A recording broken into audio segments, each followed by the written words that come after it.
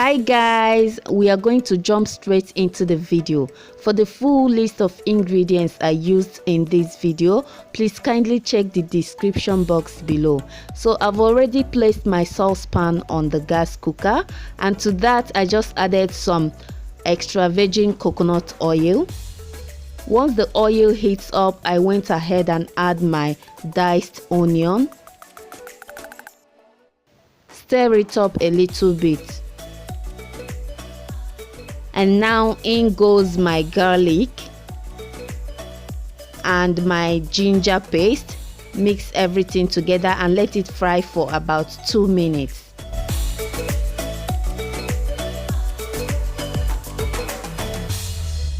After about 2 minutes, I'm going to add some mushrooms. Stir. This is a stir fry recipe, so we'll keep stirring and frying, okay? So after stirring up a little bit, I added some shrimp and I'm going to stir it up again.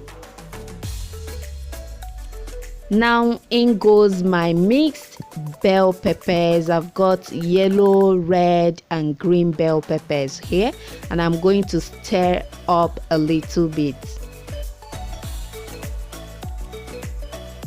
And now I'm going to add some soy sauce, add some oyster sauce, and mix everything together until they are well combined.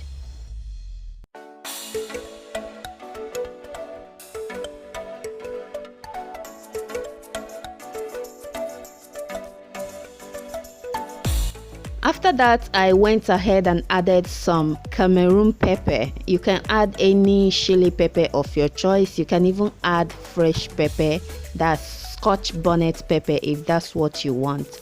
So after mixing that together, I added my leftover white rice.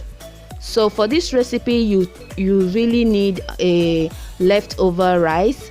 You don't have to cook the rice immediately and start using it. You have to use a leftover rice. So this rice have been sitting in my fridge for about 2 days now.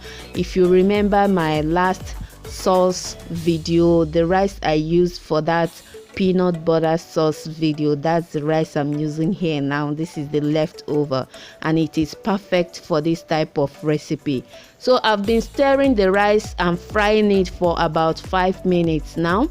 After about 5 minutes, I went ahead and garnished it with some spring onion. So guys, that's it for this recipe. As you can see, it is so easy to put together, and it was so tasty and so yummy that my family was requesting for more.